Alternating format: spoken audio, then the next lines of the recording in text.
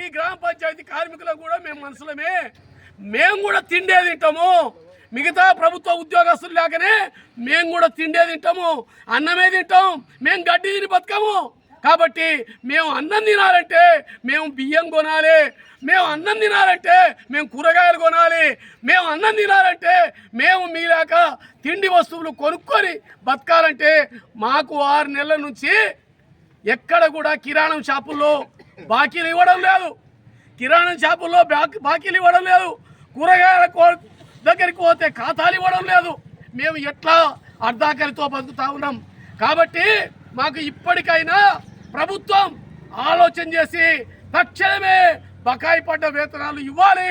లేకపోతే పెద్ద ఎత్తున రాబోయే కాలం ఉద్యమం ఉధృతం చేస్తామని హెచ్చరిక చేస్తూ ఉన్నాం. ప్రధానంగా రాష్ట్ర ప్రభుత్వం కేసీఆర్ ప్రభుత్వం ఉంటే మాకు బకాయి పడ్డాయి అబ్బా, ఈ కాంగ్రెస్ ప్రభుత్వం వస్తే మాకు రేవంత్ రెడ్డి ప్రభుత్వం వస్తే ఏదో మెరుగవుతుంది, మాకు పర్మనెంట్ అవుతాము. ఆయన చెప్పిండు ఎన్నికల మేనిఫెస్టోలో మల్టీపర్పస్ వర్కర్ పద్ధతి రద్దు చేస్తాం, అదేవిధంగా పర్మనెంట్ చేస్తాం, అదేవిధంగా వేతనాలు వేస్తాం అని అంటే ఆశపడి మేము ఓట్లేసి మిమ్మల్ని గెలిపించుకున్నాం. కాబట్టి ఇప్పటికైనా మా ఆశలు నిరాశలు కాకుండా చూడాల్సిన బాధ్యత మన ముఖ్యమంత్రి రేవంత్ రెడ్డి గారి పైన ఉంది. కాబట్టి ఈ గ్రామ పంచాయతీల మీద వదిలిపెడితే గ్రామ పంచాయతీల దగ్గర వాళ్ళతో డబ్బులు లేవు, సర్పంచులు లేరు, గ్రామ పంచాయతీలు ఊకే పేరుకు మాత్రమే ఉన్నాయి, నామకే వస్తే. కాబట్టి గ్రామ పంచాయతీలకు ప్రత్యేకంగా కార్మికులకు సంబంధించి ఈ వేతనాల కోసం బడ్జెట్ కేటాయించాలి. అదేవిధంగా వాళ్ళకు ప్రత్యేకమైన గ్రాంట్స్ మంజూరు చేయాలని చెప్పి మేము డిమాండ్ చేస్తున్నాం. ఈ ప్రభుత్వం ఇప్పటికైనా మమ్మల్ని కార్మికులుగా గుర్తించండి. మామూలుగా ఒక దగ్గర పెద్ద మంచి పంచాయతీకి పోతే కొడుకులు చెప్పినట, నేను మా నాయన దేవుళ్ళలాగా చూస్తుండా అని అన్నాడట.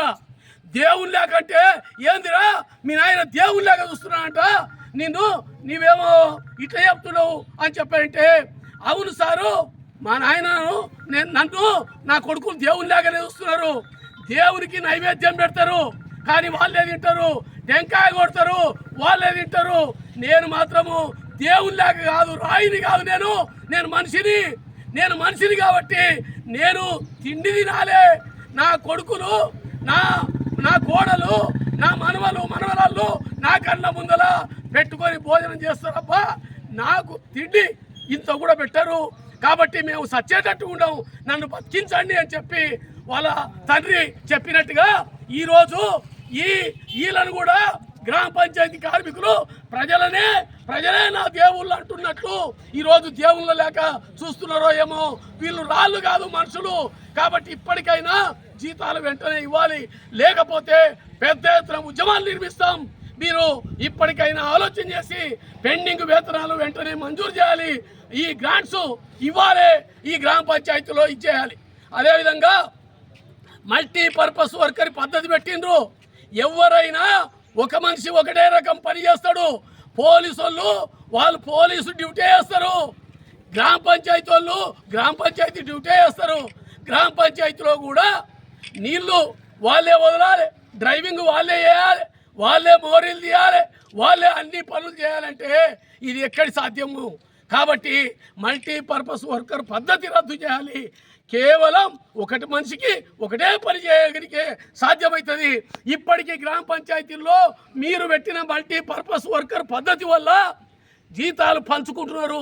ఒకడు వస్తాడు కరెంట్ ఇడుస్తాడు, ఆయనకు ఇప్పుడు ఉన్న మీరు ఇచ్చిన జీతాలు 9,500లో వానికి 3,000 ఇవ్వాలి.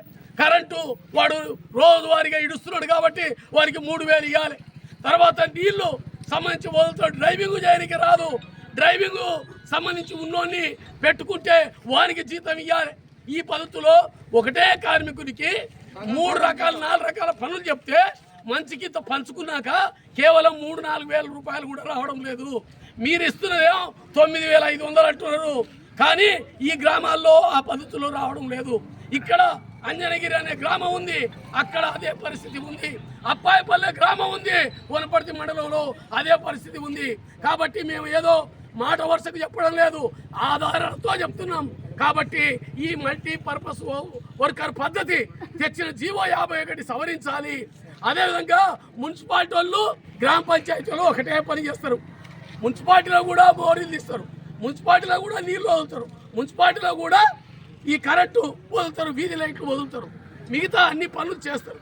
అట్లనే గ్రామ పంచాయతీ కార్మికులు చేస్తున్నారు.